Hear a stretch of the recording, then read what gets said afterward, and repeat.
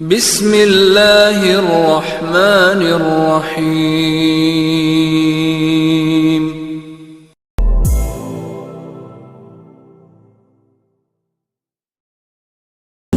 Assalamualaikum warahmatullahi wabarakatuh.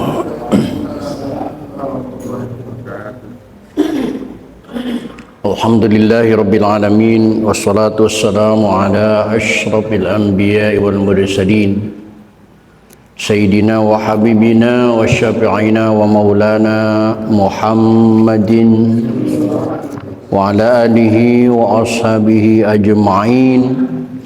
La hawla wa la quwwata illa billahil aliyyil azim. Amma ba'dah.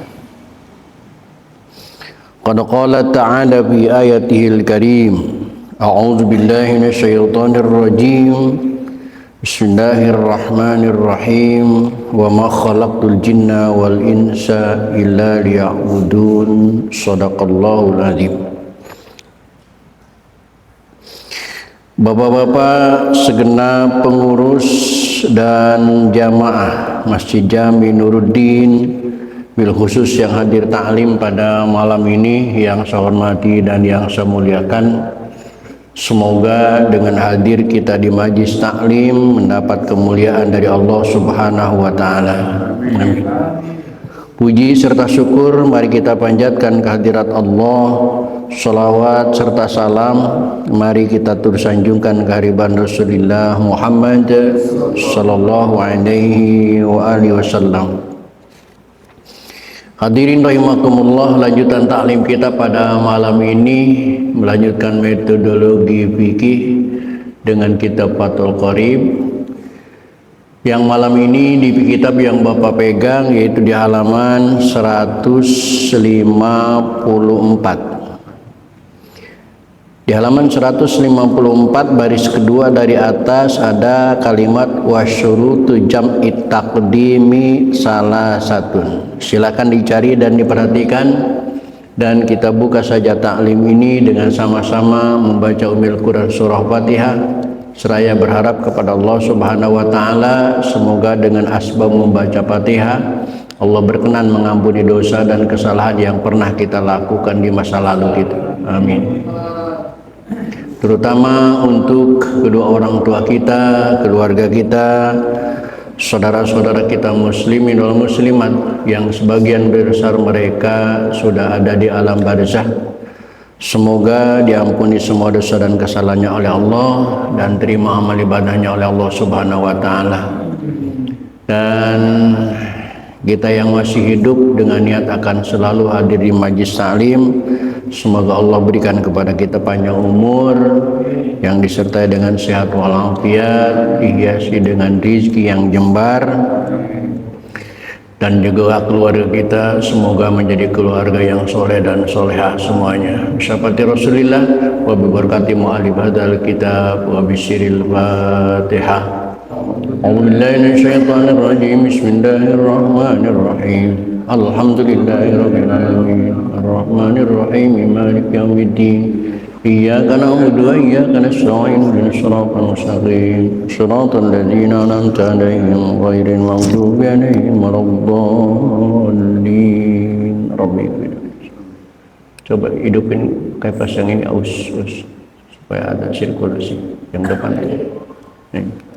Ya satu aja. Nggak ada proyektornya.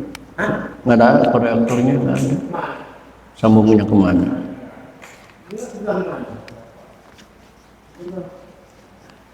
Faldi, gimana katanya? Nggak tahu saya bukan orang sini Pak Haji. Mohon maaf, saya nggak tahu Pak Haji. Saya nggak tahu Pak Haji.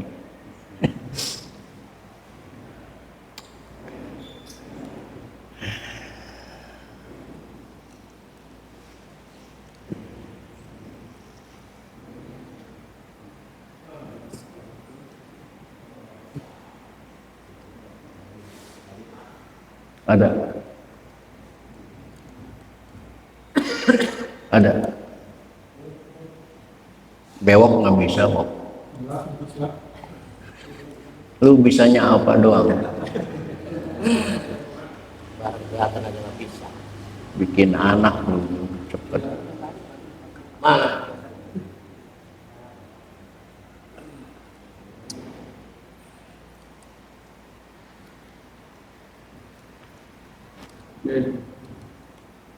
Saya bisa cuma nggak semua aja. Mau nangis. Bayu, betul. Bayu.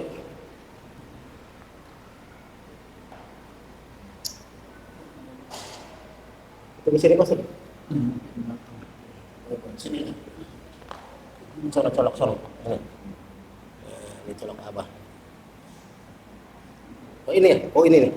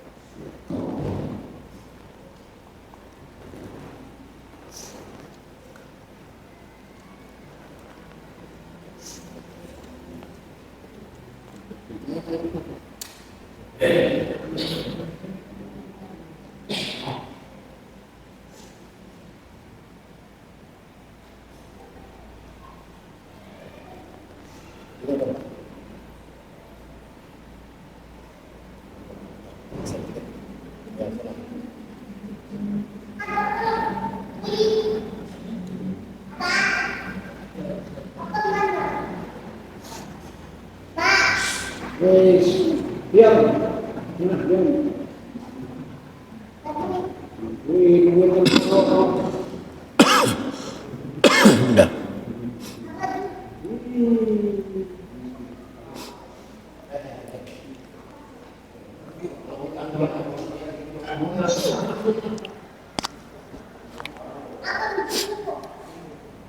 Ya, silakan diperhatikan. Ya. Bismillahirrahmanirrahim. Wa syurutu jam'i taqdimi salasatun. Wa syurutu dan syarat-syarat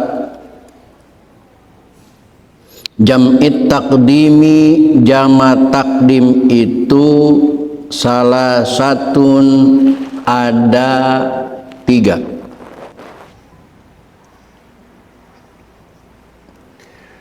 Pada pertemuan pekan yang lalu sudah kita bahas, lihat baris paling atas. Namanya sholat jama' itu bisa takdiman wa takhiran. Ditakdim, ditakhir. Jama' takdim artinya kidam, melaksanakannya didahulukan sebelum waktunya. Takhiran ditakhir artinya melaksanakannya diakhirkan dari waktunya, lewat waktu. Nah, masing-masing jama' takdim dan jama' takhir ini memiliki syarat khusus. Di antaranya kajian kita pada malam ini membahas syarat jama' takdim. Ada berapa syarat jama' takdim? Wa syurutu jam'i takdimi salasa. Syarat jama' takdim itu ada 3.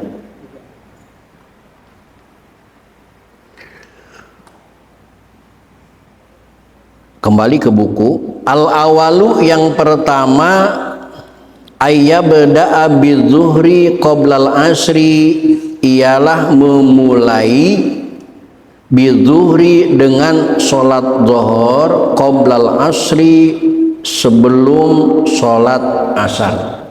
Syarat yang pertama, sholat yang harus dilaksanakan adalah sholat zuhur dulu baru sholat asar. Dengan 2 alasan kenapa harus zuhur dulu. Yang pertama, karena waktu ini punya si zuhur. Dan yang kedua, susunan urutannya zuhur terlebih dahulu baru asar. Dohor abangnya, asar adeknya. Maka dengan dua alasan tadi, mau nggak mau harus dohor dulu baru asar. Dan selanjutnya wabil maghribi qoblal isya'i, dan dengan sholat maghrib sebelum sholat isya. Kalau antara maghrib dan isya kita laksanakan jamak takdim, didahulukan, maka syaratnya harus sholat maghrib dulu baru sholat isya. Kenapa? Lihat di layar, li'annal waqta, karena sesungguhnya waktu lil ula itu punya sholat yang pertama, yaitu punya maghrib atau punya si dhuhur. Wasaniyatu, dan sholat yang kedua asar atau isya, tabaun lahu, itu cuman jadi pengikut. Jadi tamu harus taat kepada tuan rumah. Bagaimana kalau dibalik, aturan dhuhur dulu, malah sholat asar dulu. Aturan tadi maghrib dulu, malah sholat isya dulu. Maka jawabannya lihat di buku. Walau akasa, maka jika ia mengerjakan sebaliknya, ka'an bada'a bil asri, seperti ia memulai dengan sholat asar, qabla zuhri, sebelum sholat dhuhur, masalan umpamanya, lam yasiha, maka tidak sah jamak takdimnya. Karena ngajinya supnya potong, nggak tuntas, nggak ngaji kitab, cuman dengar bahwa sholat itu bisa dijamak takdim, jamak takhir, syaratnya nggak terpenuhi, tidak memenuhi syarat, tidak ngaji syarat.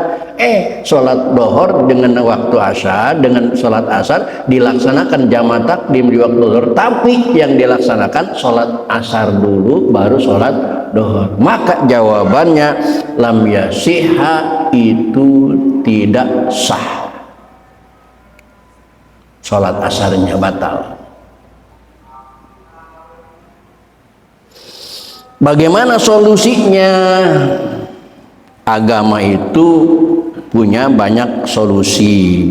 Maka wayu'iduha, dan ia harus mengulanginya ba'daha, sesudah sholat dhuhur. In aroda jam'a, jika ia mau sholat jama'. Maka solusinya dia habis sholat asar lalu sholat dhuhur, karena asar dianggap lam yasiha, tidak sah tadi, maka asarnya harus diulang 2 kali baru sah jamaknya. Kalau tidak diulang 2 kali, habis asar langsung dhuhur, nggak asar lagi, maka itu tidak sholat jamak.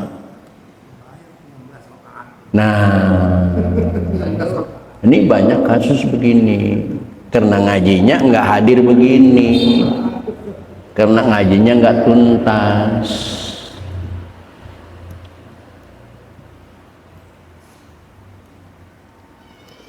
Itu yang pertama ya, syarat yang pertama. Wasani, dan syarat yang kedua adalah niatul jam'i, ialah niat jamak takdim awal sholati, di awal sholat yang pertama. Syarat yang kedua adalah dia melaksanakan niat pada sholat yang pertama. Lagi saya ulangi, sholat yang pertama antara dhuhur dengan asar apa dulu? Yang dilaksanakan yang sholat pertama antara dhuhur sama asar, sholat mana dulu? Dhuhur dulu. Antara maghrib dengan isya, maghrib dulu. Nah, ketika kita melaksanakan sholat dhuhur, itu sudah harus dibarengi dengan niat jamak. Usolli fardhu dhuhri majmu'an ma'al asri, sejak sholat dhuhurnya sudah niat dijamak dengan asar. Atau usolli fardhu maghribi majmu'an ma'al isya'i, sejak saya sholat maghrib dijamak dengan sholat isya. Nggak bisa, nggak di sini berarti. Nah itu. Bi antuk tarona niatul jam'i bitaharumiha, dengan cara disertakan niat jama' itu bitaharumiha dengan takbiratul ihramnya. Jadi ketika takbiratul ihram disertai dengan niat. Biasa seperti di dalam hati gitu ya. Iya, niatnya tetap di dalam hati. Itu cuma lafadznya saja, hatinya seperti itu. Iya, niat digabung dengan sholat asar atau niat dijamak dengan sholat asar.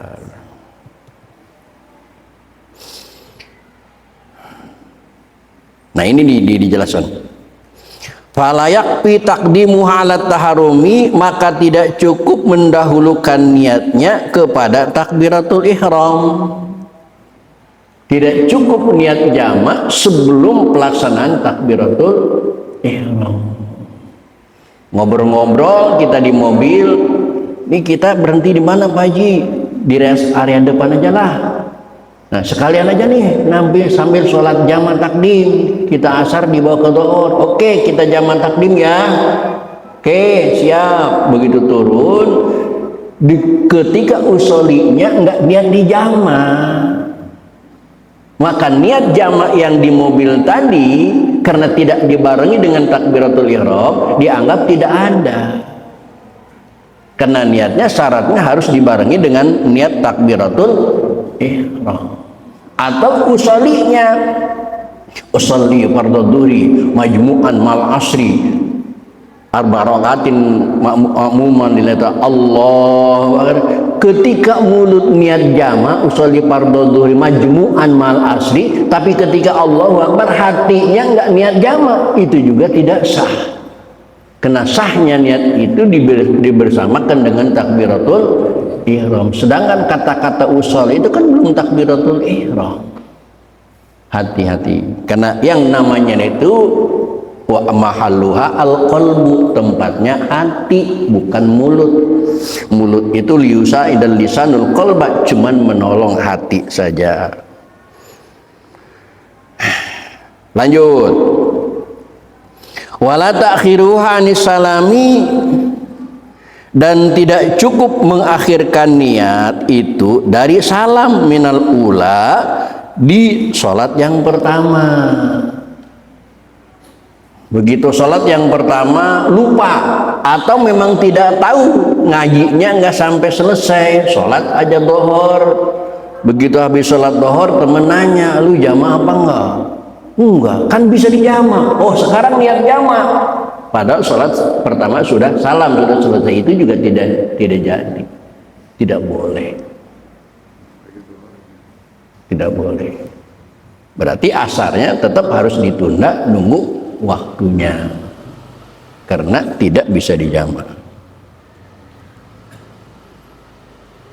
Nah ini ilmu baru nih, ilmu baru.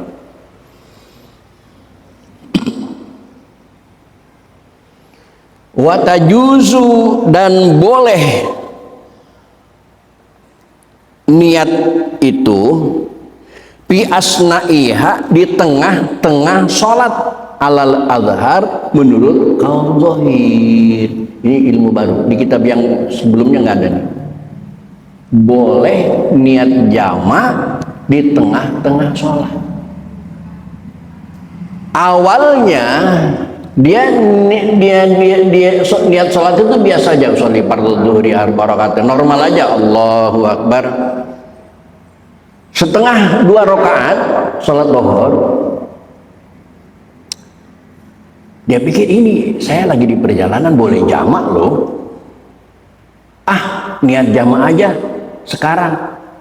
Tapi nggak perlu ngomong juga, karena niat itu bukan urusan mulut tapi urusan di hati. Niat jamak dengan asar itu sah menurut kaul azhar lihusulil wardi wa tamyiz bi wuqu'in nati bi asnil ula. Boleh niatnya di tengah-tengah sholat. Ini cuma ada di kitab ini, di kitab yang lain nggak ada nih. Masya Allah. Lagi yang pertama syaratnya mendahulukan sholat yang punya waktu Yang kedua harus diniatin jamak bersama takbiratul ihram. Yang ketiga wasalisu, dan yang ketiganya al-mualatu, ialah berturut-turut bainal ula wasaniyah, antara sholat yang pertama dengan sholat yang kedua. Enggak boleh. Muala. Sholat yang pertama selesai dhuhur, langsung qomat lagi sholat yang kedua. Bagaimana begini? Sholat yang pernah dhuhur selesai, keluar dulu dari musola, ngopi dulu, ngobrol dulu, sebat dulu, baru masuk lagi. Niat jamak itu tidak boleh, tidak boleh. Makan sotonya pakai nasi lagi loh.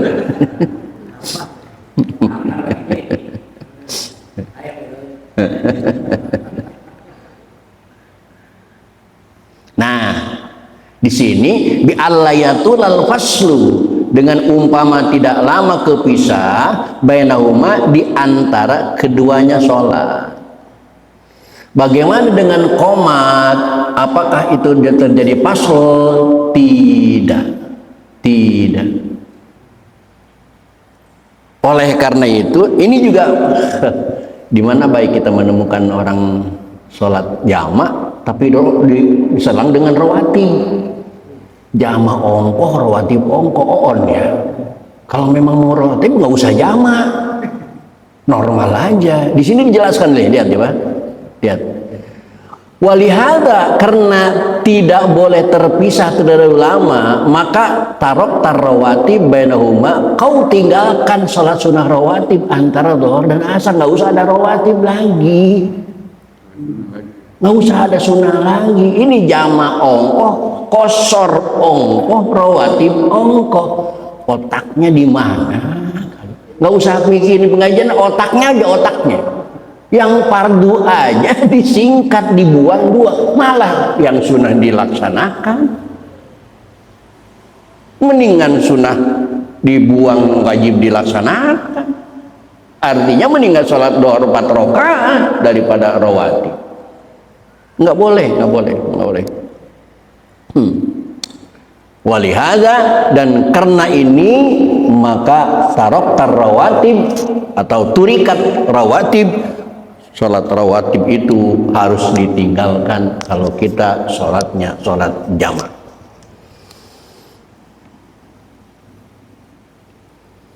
Fa'in tola urufan, maka jika panjang kepisah, walau bi'udrin, walaupun meskipun dengan uzur, kanaumin, seperti tidur, wajib takhiru sholati saniyati, maka wajib mengakhirkan sholat yang kedua ila waktiha, sampai waktunya. Kalau sudah terpisah lama, terpisah lamanya itu kalau di kitab lain dijelaskan ukuran 2 rakaat. 2 rakaat yang singkat.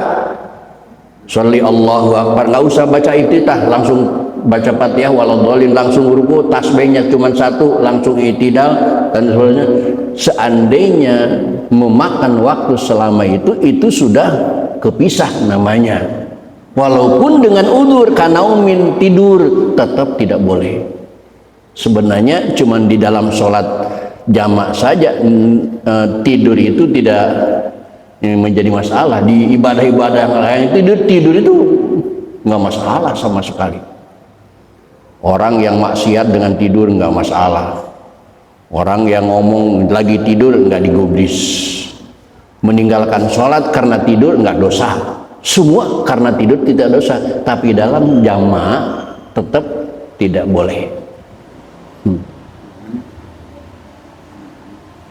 Seandainya tertidur, maka tunggu waktu sholat asar itu pada waktunya, tidak boleh dijamak karena sudah terpisah.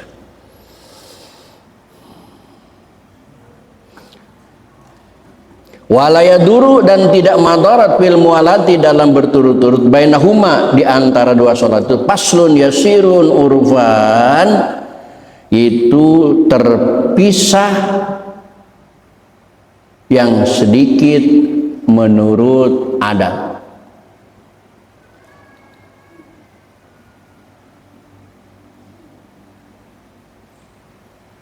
Kalau terpisahnya cuma sedikit, cuma sekadar qomat saja, itu tidak terpisah. Selesai. Kalau batal wudhu tergantung proses wudhunya lama apa enggak.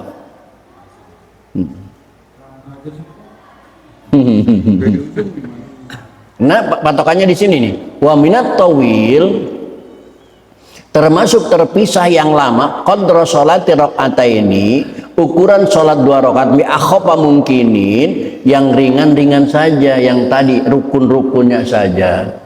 Kira-kira 1 menit selesai kalau rukun-rukunnya aja. Maka berhenti istirahat 1 menit itu sudah membubarkan mualaf. Wudhu itu bisa 1 menit lebih. Ya makanya kata bewok tadi, tahan aja sih. Belum lagi kan berangkatnya ke tempat wudhu, dari situ kan nggak mungkin wudhu di situ kan. Jembatan 5 mah itu sop kaki kambing itu mah. Bawa enggak ngomong.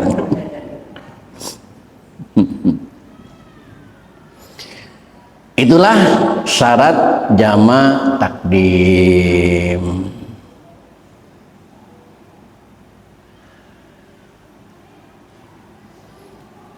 Mau diselesaikan jama' takhirnya apa nanti aja? Nanti aja. Baik, sampai di sini dulu malam ini. Assalamualaikum warahmatullahi wabarakatuh.